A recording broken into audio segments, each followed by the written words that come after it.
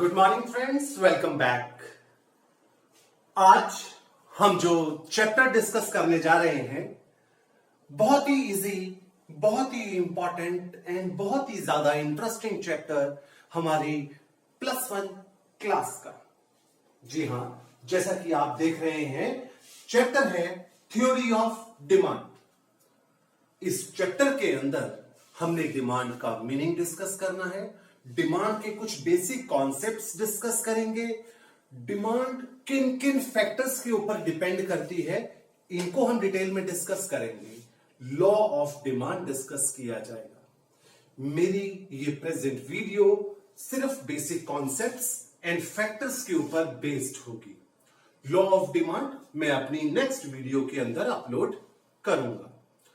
Demand ये एक ऐसा टर्म है जो हम अपनी डेली लाइफ में बहुत बार सुनते हैं, बहुत बार यूज करते हैं, लेकिन क्या आप जानते हैं कि हम में से कितने लोग एग्जैक्टली अवेयर हैं इस कॉन्सेप्ट को लेकर? मेरा मानना है शायद ही बहुत कम लोग डिमांड का एग्जैक्ट मीनिंग जानते हैं। आप मेरे पीछे की जो स्लाइड है इसमें आप देख रहे होंगे जहां पे मैं डिमांड एक्सप्लेन करना चाह रहा हूं, डिमांड का कॉन्सेप्ट आपको समझाना चाह रहा हूं।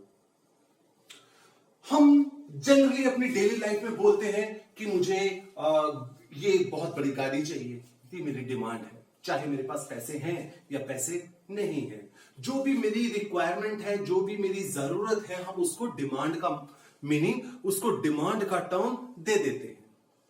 बट सही मायने में ये ठीक नहीं।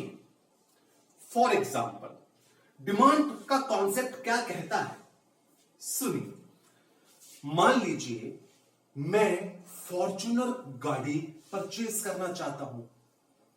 आई गेस 32 to 35 लाख के बीच में ये गाड़ी मुझे पड़ेगी। मैं फॉर्च्यूनर गाड़ी परचेज करना चाहता हूं, लेकिन इतना पैसा नहीं है मेरे पास। ऐसे में मेरी स्टेटमेंट को सुनिएगा, मैं फॉर्च्यूनर गाड़ी परचेज करना चाहता हूं, तो यानी कि मेरे पास विलिंगनेस है, पैसा नहीं है, एबिलिटी नहीं है। इस कंडीशन को हम, इस सिचुएशन को हम डिजायर बोलेंगे, ये डिमांड नहीं है।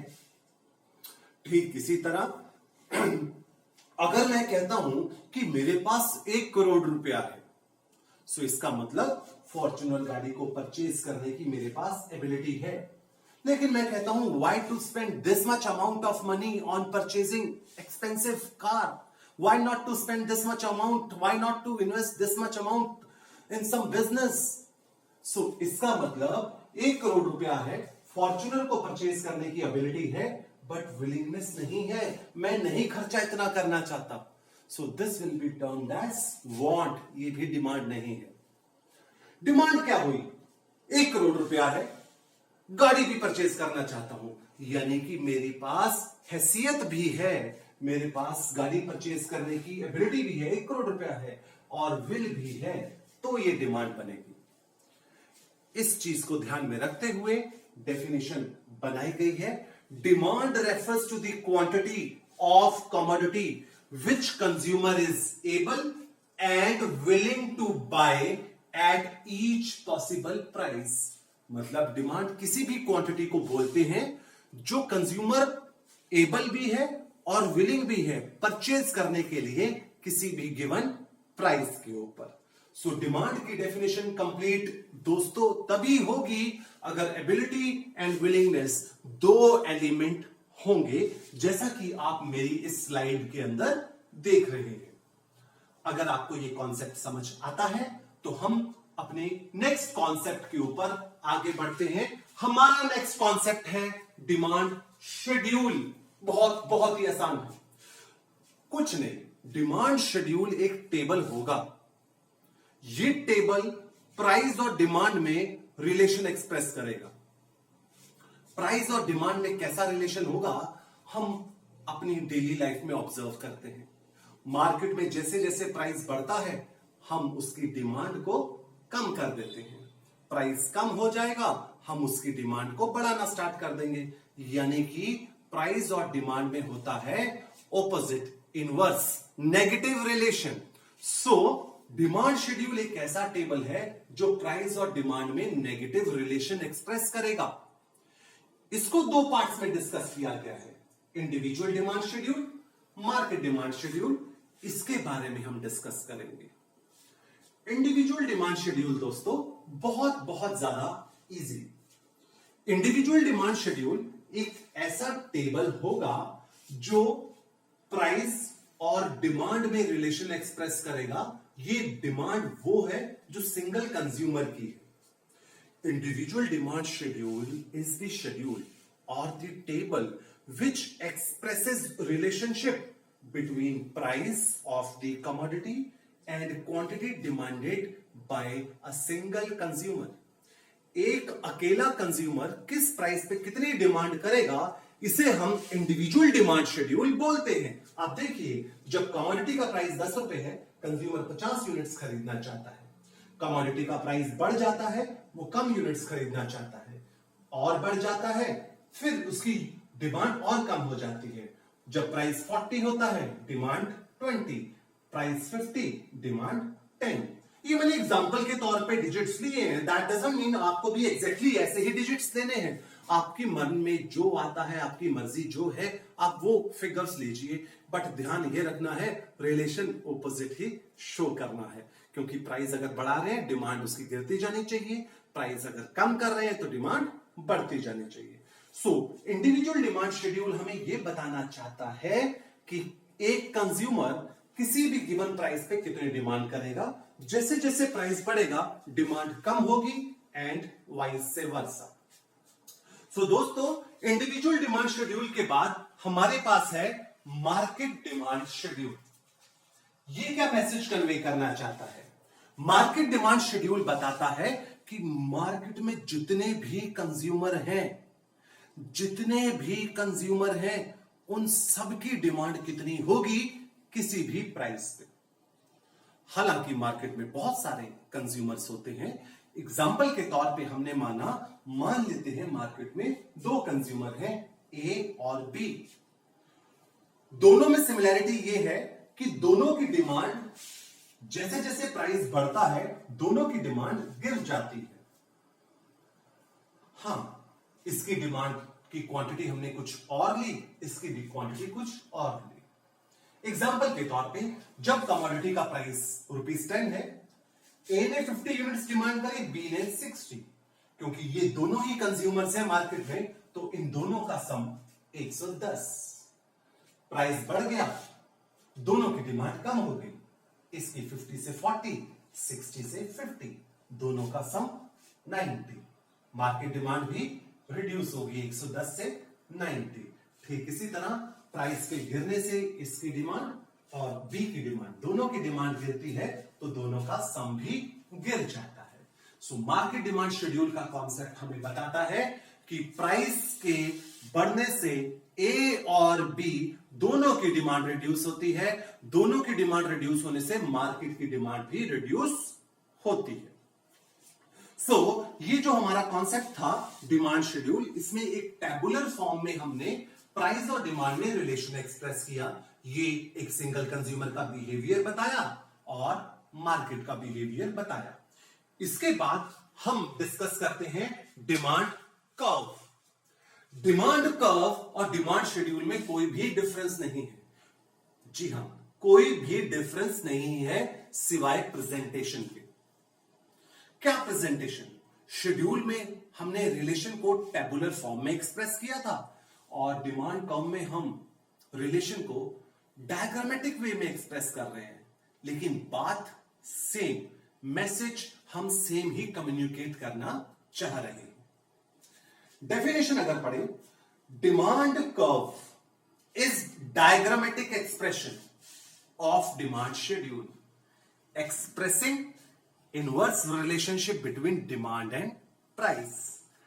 जिस तरीके से डिमांड शेड्यूल दो तरीके का था, ठीक उसी तरीके से डिमांड कर्व भी दो तरीके का है, individual demand curve, market demand curve. Individual demand curve diagrammatic expression है इंडिविजुअल डिमांड शेड्यूल का। इंडिविजुअल डिमांड कर्व बताता है एक सिंगल कंज्यूमर किस प्राइस पे कितनी डिमांड करेगा। तो शेड्यूल ने भी तो यही बताया था, बट शेड्यूल ने टैबुलर फॉर्म में बताया था। इसी टैबुलर फॉर्म को हमने डायग्रामेटिक एक्सप्रेशन दे दिया है और कुछ नहीं किया। देखिए, वाई एक्सिस पे हमने प्राइस लिया, हमेशा वाई एक्सिस पे प्राइस लीजिएगा। एक्स एक्सिस पे हमने क्वांटिटी ली है।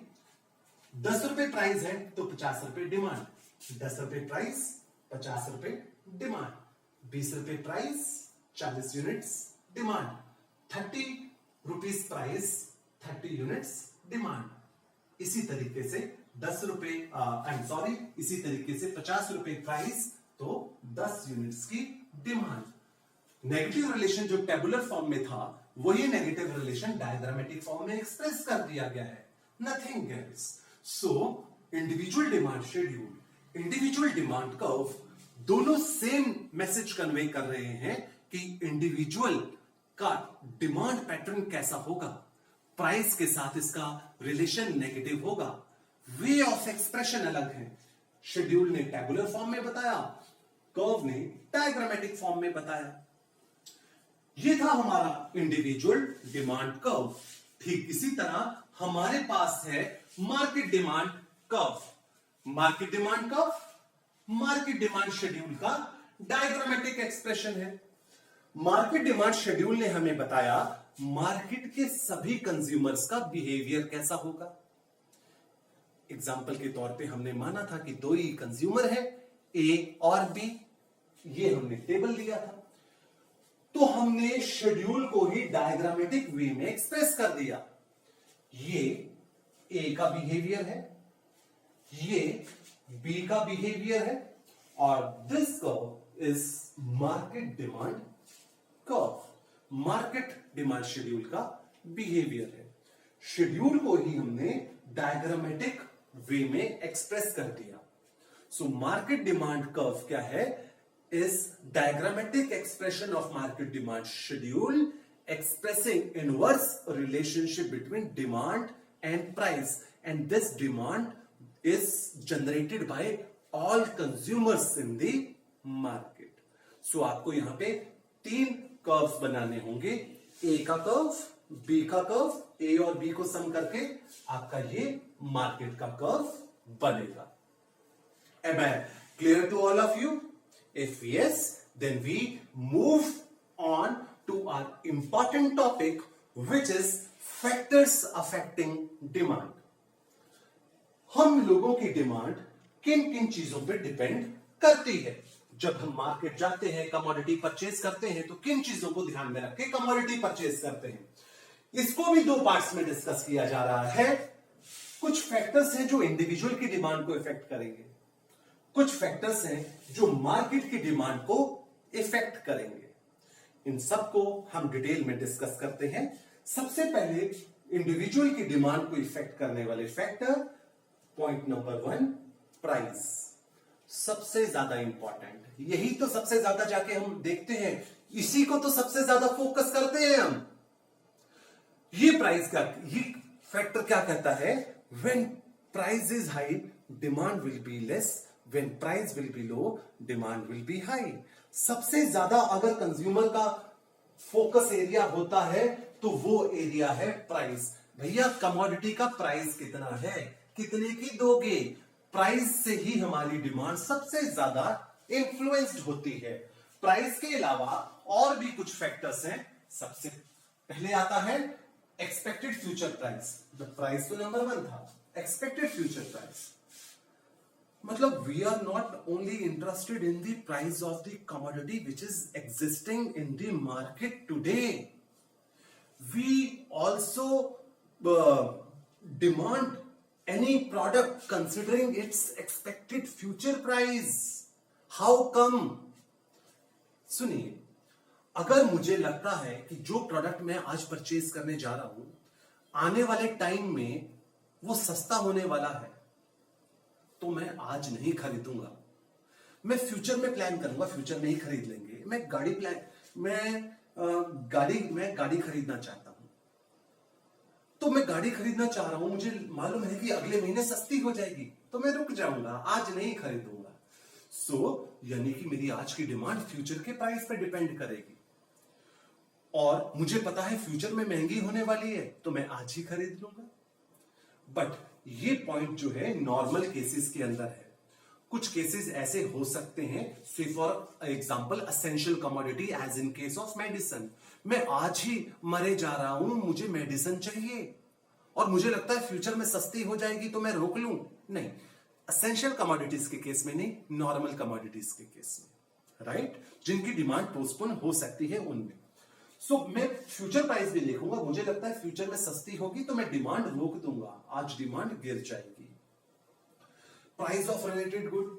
अच्छा, अब ये देखिए, कमोडिटी की जो डिमांड है अपने प्राइस पे तो डिपेंड करती ही है, उसकी एसोसिएटेड प्रोडक्ट पे भी डिपेंड करती है।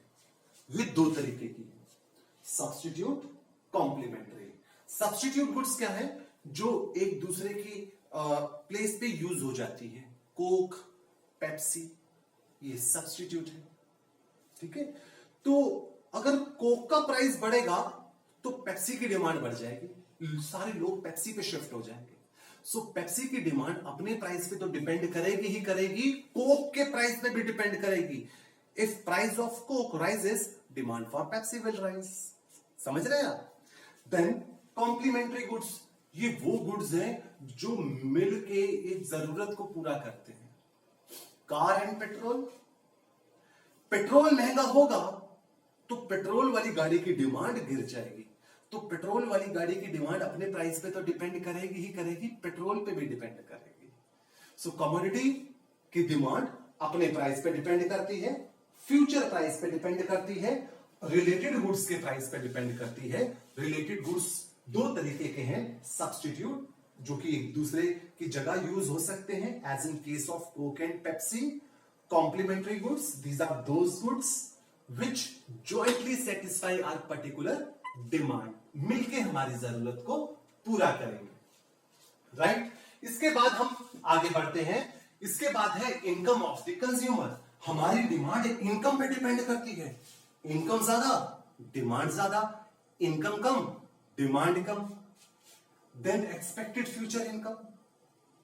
आप जानते हैं हम हर इंसान अपनी इनकम का कुछ पार्ट सेव करता है फ्यूचर यूज के लिए, क्योंकि फ्यूचर अनसर्टेन है, कुछ भी हो सकता है। तो मान लीजिए मैं एक्सपेक्ट कर रहा हूं कि फ्यूचर में मेरी इनकम बढ़ जाएगी, तो मैं हो सकता है आज सेव करने के बारे में कुछ ना सोचूं, क्योंकि फ्यूचर में मेरा सिक्योर नजर आ रहा है। तो मेरी आज की डिमांड बढ़ जाएगी, मेरे को सेविंग कुछ खास करने की जरूरत नहीं है। मुझे लगता है फ्यूचर में इनकम कम हो जाएगी, तो मुझे आज ज्यादा सेव करना पड़ेगा, मेरी आज की डिमांड गिर जाएगी। फैशन, जो कमोडिटी फैशन में है उसकी डिमांड ज्यादा, जो कमोडिटी आउट ऑफ फैशन उसकी डिमांड कम। टेस्ट एंड प्रेफरेंस, अच्छा, जो कमोडिटी मैं कंज्यूम करना पसंद करूंगा उसकी डिमांड ज्यादा, जो मैं कमोडिटी पसंद नहीं करता उसकी डिमांड कम। टेस्ट एंड प्रेफरेंस पे भी डिमांड डिपेंड करती है। उसके बाद हमारे पास है future conditions. Future condition future events हो सकती हैं, फेवरेबल, अनफेवरेबल, व्हाटएवर। अगर हम प्लान सोच रहे हैं कि आने वाले टाइम जो है अनफेवरेबल कंडीशंस है, कर्फ्यू लग जाएगा,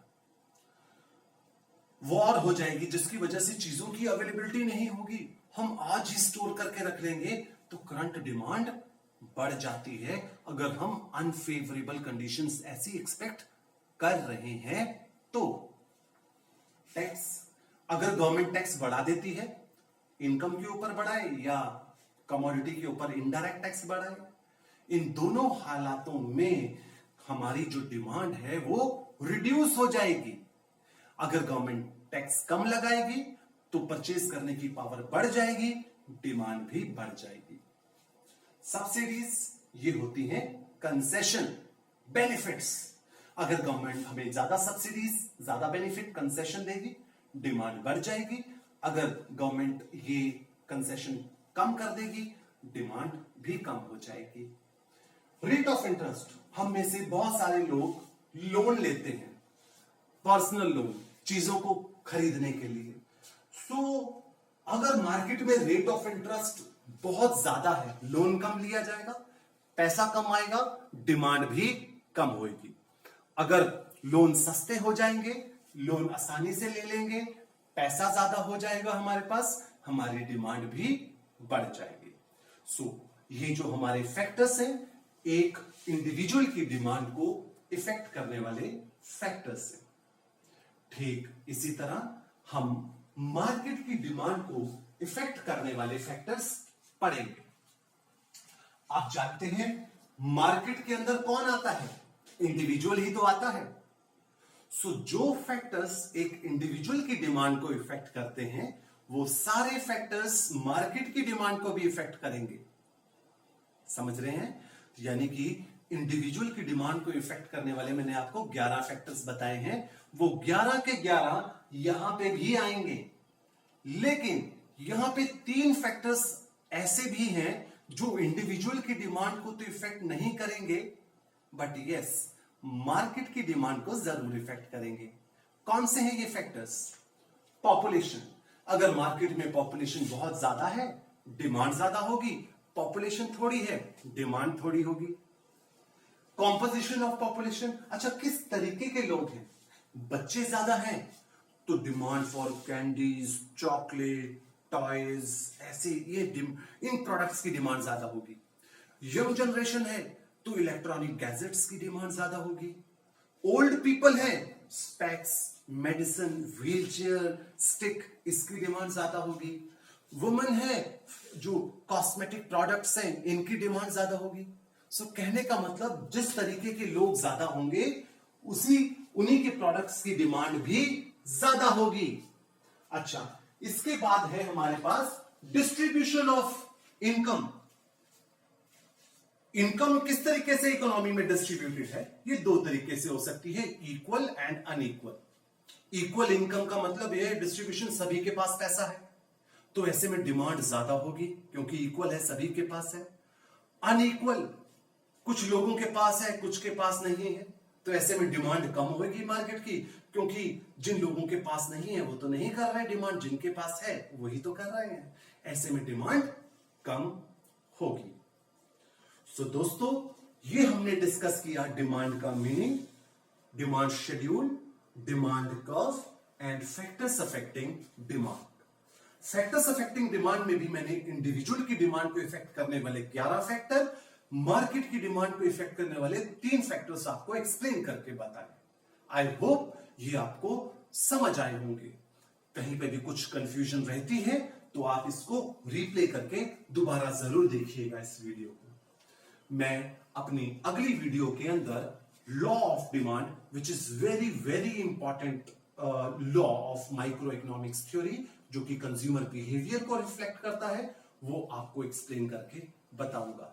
चैनल को सब्सक्राइब कीजिए, बेल आइकन प्रेस कीजिए, सो दैट आपको नोटिफिकेशन बराबर आती रहे। Thank you so much.